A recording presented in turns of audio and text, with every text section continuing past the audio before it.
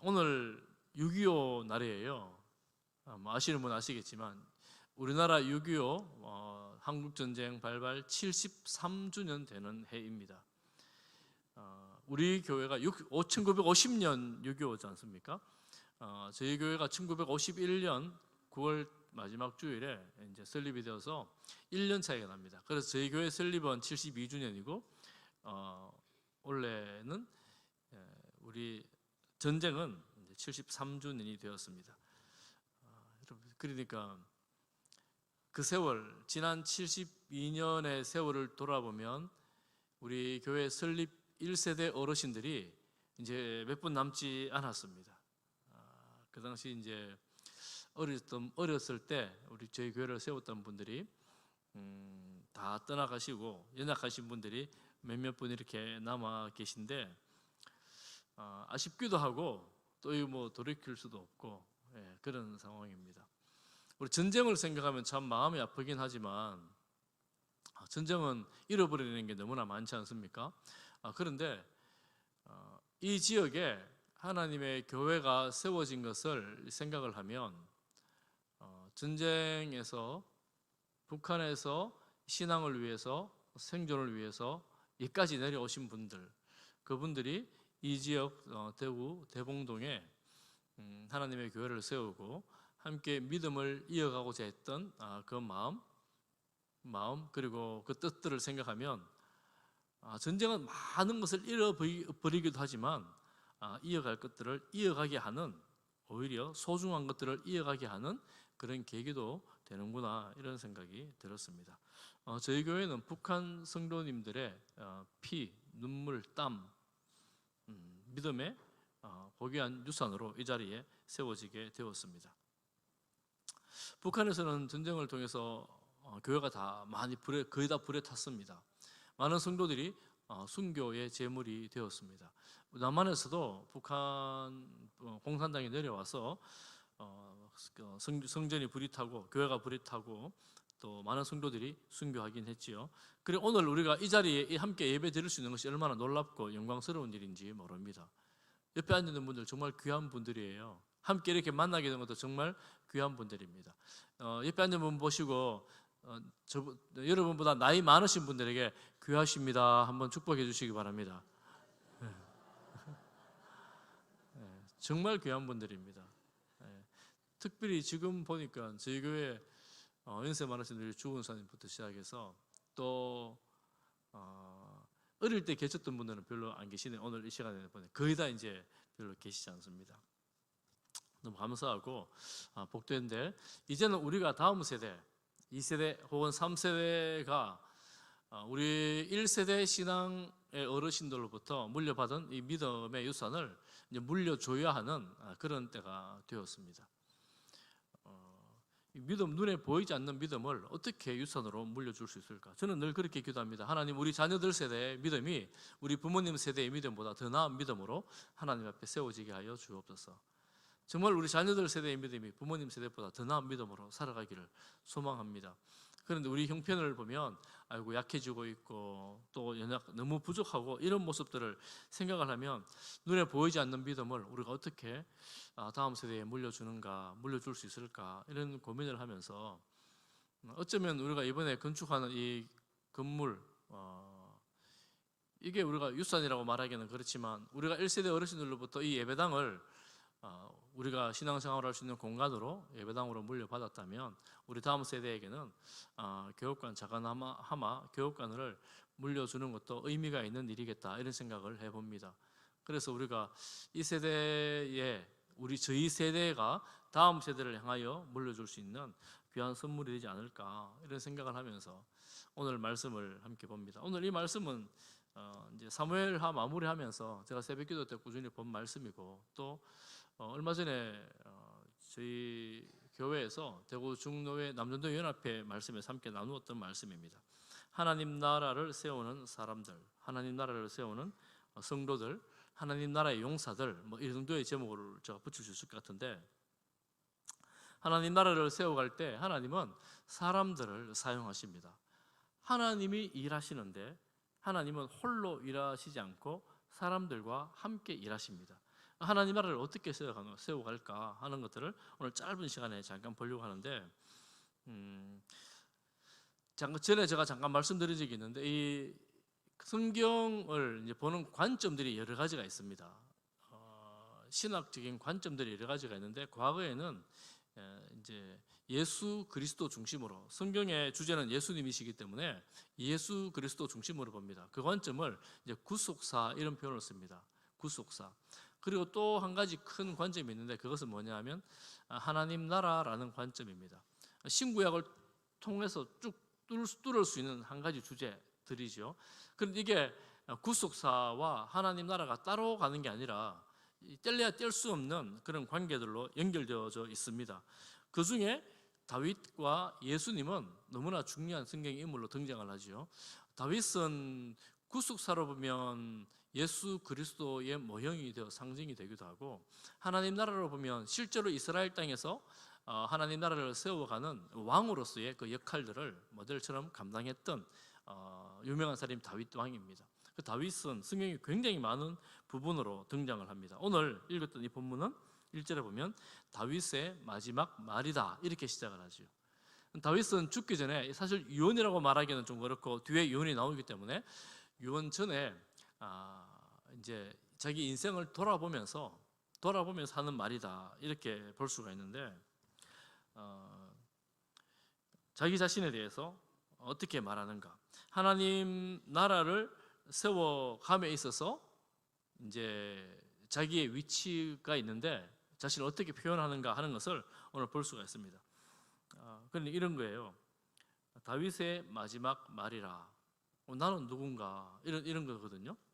저는 우리 어르신들 많은데, 여러분 어르신들 하나님 앞에 서기 전에 이런 시간을 꼭 한번 가져보면 좋겠어요. 어떤 시간이냐면, 나는 내 인생을 돌아보면서 나를 어떻게 말할 수 있을까?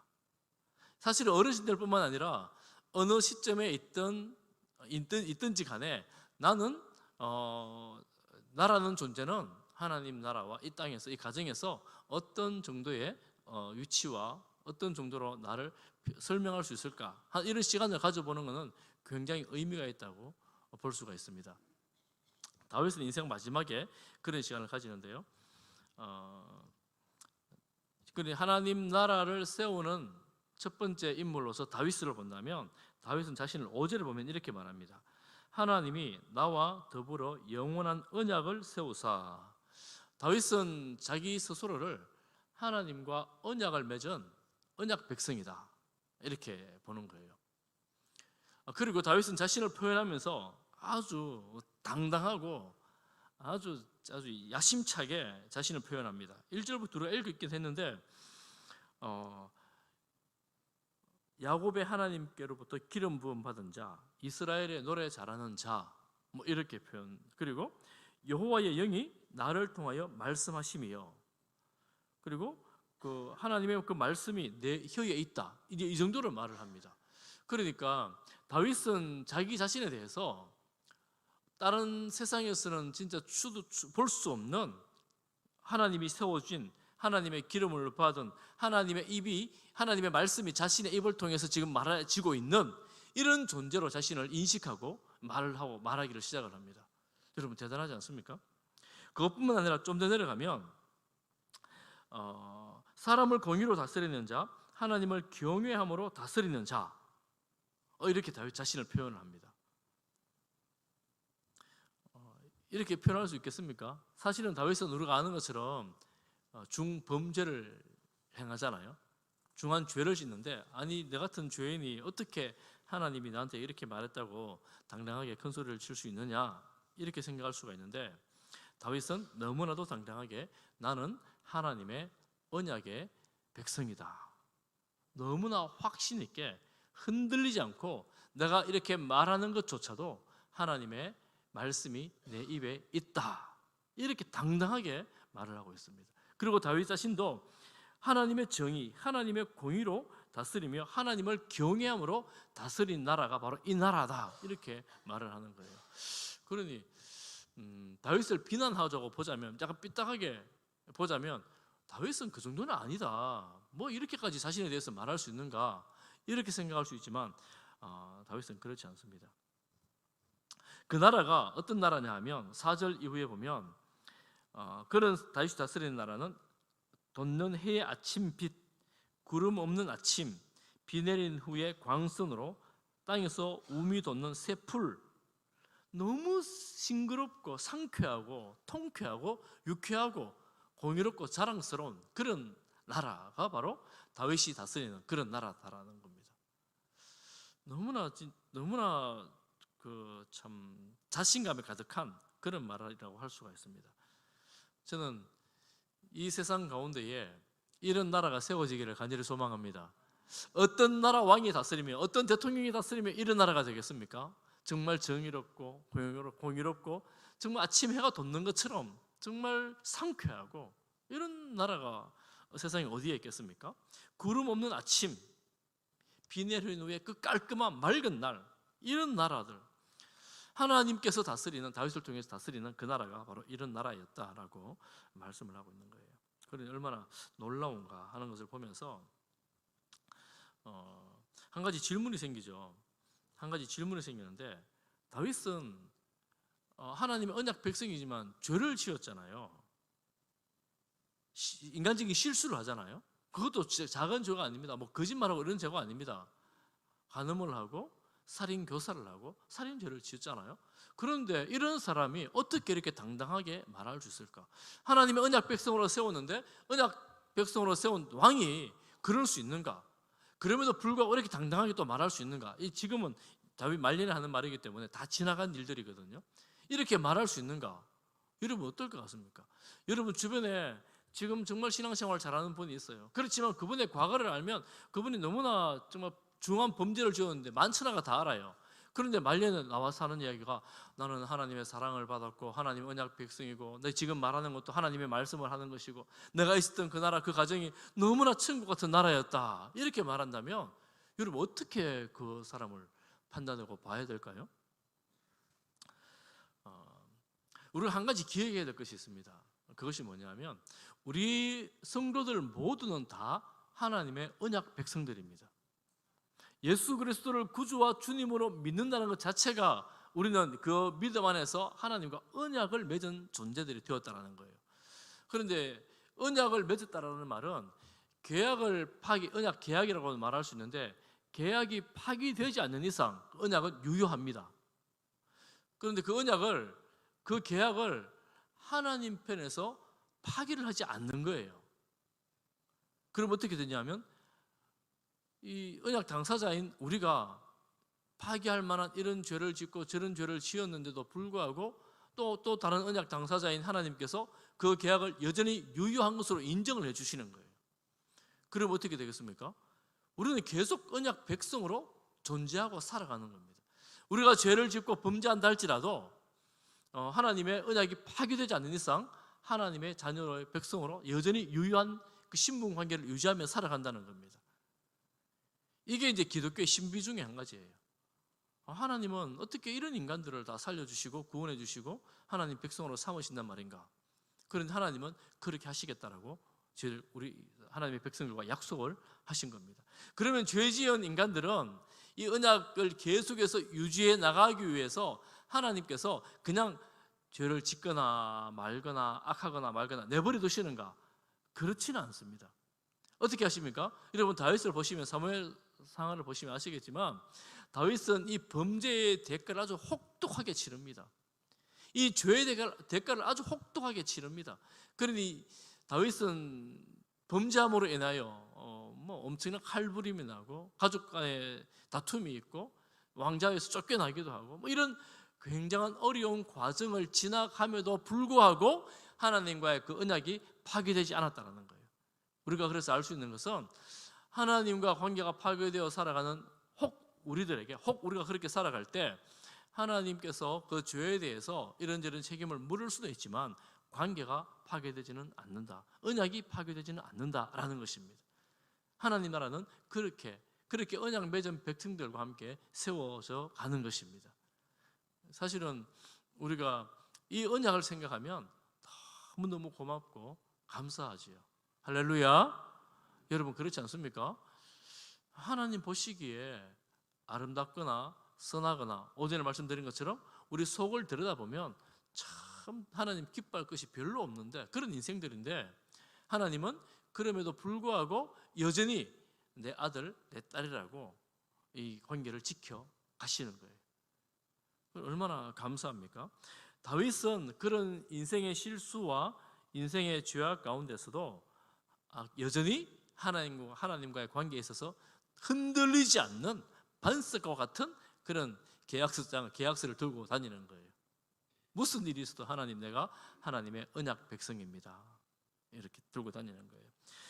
하나님께서 언약을 세우셔서 다윗하고 어떻게 하셨나 하면 만사에 구비하고 견고하게 하셨다. 구비했다는 말은 준비를 시켜주시는 거예요. 하나님은 다윗이 일할 수 있도록 모든 것을 다 준비시켜 주셨고, 또 그 준비된 것들도 견고하게 만들어 주셨고, 또한 무엇보다 다윗이 하나님 안에서 구하는 모든 것들에 대해서 다 응답을 해 주신 겁니다. 그래서 다윗은 하나님의 대리 통치자로서 이스라엘 나라의 왕으로서 그의 왕권을 유지하고 하나님의 대리 통치자로서 그 왕권을 가지고 나라를 다스렸던 것입니다. 하나님 나라는 그렇게 세워집니다. 이 언약 백성들이 세워갑니다. 그렇지만 두 번째 보는 사람이 있는데 6절, 7절에 보면 사악한 자들이 있습니다. 하나님의 나라를 세우기를 거절하고 하나님의 뜻을 거절하는 자들이 있습니다. 그들은 어떤 사람들이냐? 사악한 자들, 그들은 내버려질 가시나무 같아서 다 불에 타 사라질 것입니다. 다윗의 그 다윗 왕권에 보면 이런 사람들이 쭉 나옵니다. 그런 사악한 자들. 그리고 이 사악한 자들에 대해서 두 절 짧게 말하면서 8절부터 39절에 37명의 용사들의 명단이 나옵니다. 다윗 왕권의 용사들인데 그 용사들이 첫 3인, 다음 3인 이렇게 쭉쭉쭉 나옵니다. 좀 읽어보면, 여러분 나중에 한번 읽어보십시오. 읽어보면 이 사람들이 어떻게 다윗 왕권을 세우는데 쓰임을 받았나 하는 것을 알 수가 있는데, 제가 정리를 해서 말씀을 드린다면 이 블레셋과의 전투에 있어서 대부분 다 다윗 왕이 다스리던 시절에 가장 강력한 대적은 블레셋이었는데, 블레셋과의 전투에 있어서 혁혁한 공을 세운 사람들입니다. 어떤 사람은 800명을 쳐 죽인 사람이 있고, 어떤 사람은 또 300명을 죽인 사람이 있고, 어떤 사람은 블레셋 군대가 너무 많아가지고 어쩔 줄을 몰라서 다 도망가는데, 다 도망가는 그 사이에 딱 막아서가지고 그 사람을 다 전쟁에서 자리를 지켜가지고 다른 군대 사람들로 하여금 힘이 나게 한 그런 사람들도 있습니다. 그래서 이 사람들을 인하여서 이 다윗의 왕권이 견고하게 세워진 겁니다. 이런 표현이 있어요. 엘라살이라는 사람이 나오는데, 손이 칼에 붙기까지 블레셋을 쳤다, 이렇게 말합니다. 칼에 손 붙는 거, 이런 거 일 많이 해보시면 그런 경험 해보셨죠? 너무 손을 꼭 쥐고 일을 많이 하다 보면 이 물집이 생겨가지고 손에 물 붙어버리잖아요. 일 그만큼 안 해보셨습니까? 어르신들 해보셨죠? 이 손에 붙을 만큼 일해보셨죠? 이거 손 떼려 그러면 손 떼지지도 않고 막 그렇잖아요. 그렇게 싸웠다는 거예요, 전쟁터에서. 칼을 너무 꼭 쥐고 하다 보니까 떨어지지 않는 만큼. 그래서 블레셋을 쳤다, 이렇게 말합니다. 그렇게 말하면서 성경 기자는 이렇게 표현을 해요.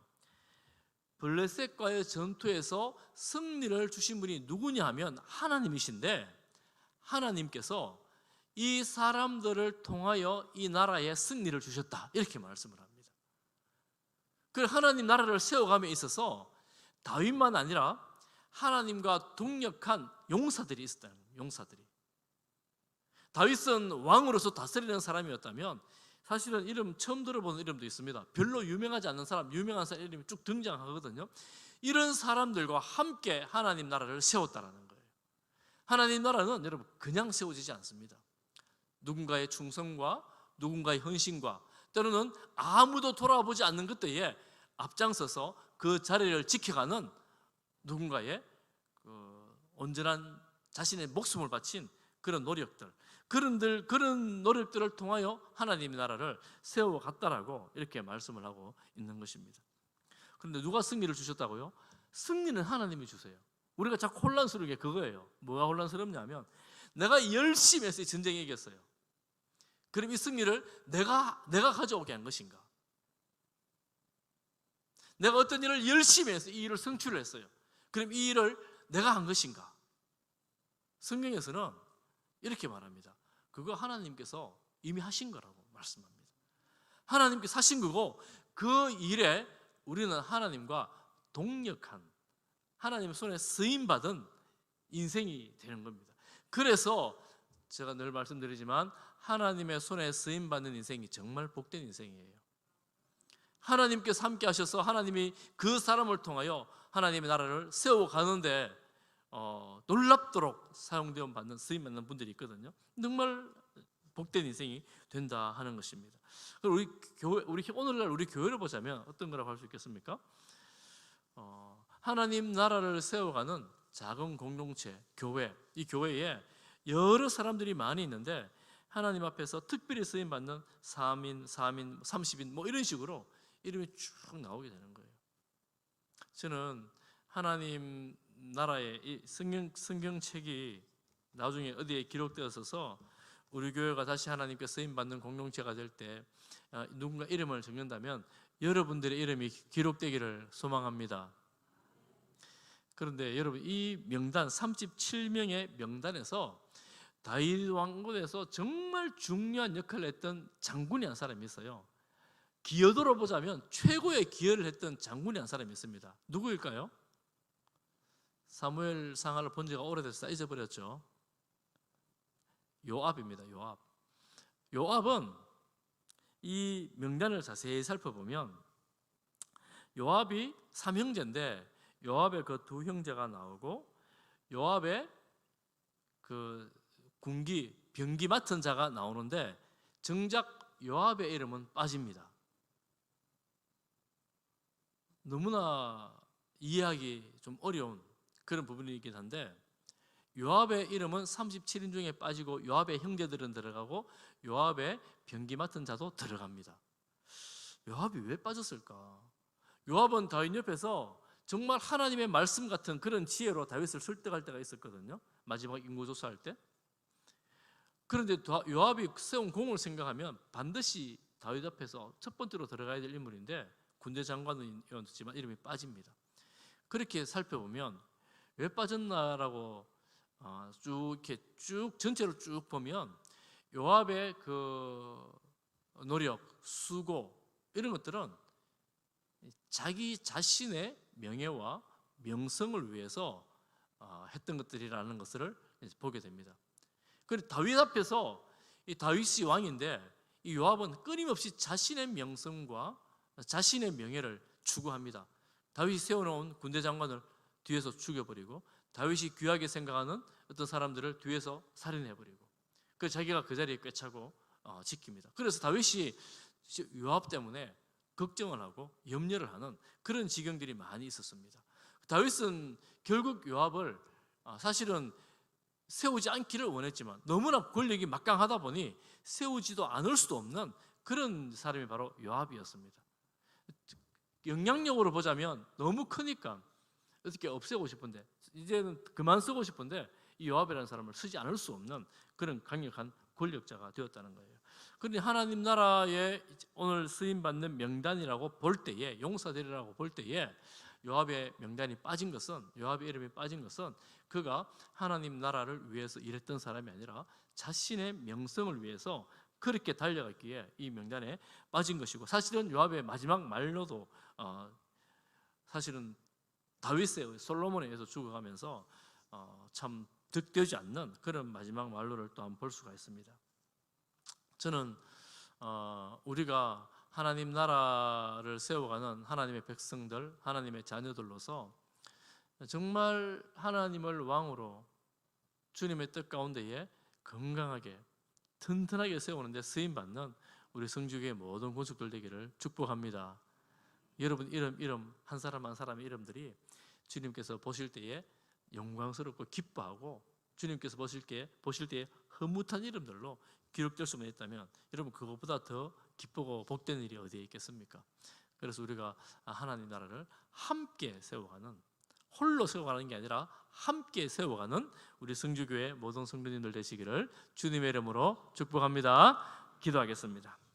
사랑하는 하나님 아버지, 언약 백성 다윗과 그의 동력자들을 통하여 하나님 나라를 이렇게 세워가는 모양들을 보았습니다. 주여, 우리가 이 시대에 살면서 여전히 하나님 나라를 힘써 세워가는 하나님의 언약 백성들, 하나님의 자녀들, 용사 같은 성도들이 되게 하여 주옵소서. 이 자리에 우리 앉아있는 성도들, 연세 많으신 분들도 있지만 하나님 보시기에 영적 기굴이 강대하여 세상에 나가서 하나님의 복음을 전하며 주님의 사랑을 전하며 또한 말씀으로 든든히 세워가는 저희들이 다 되게 하여 주옵소서. 감사하옵고 예수님 이름으로 기도하옵나이다. 아멘.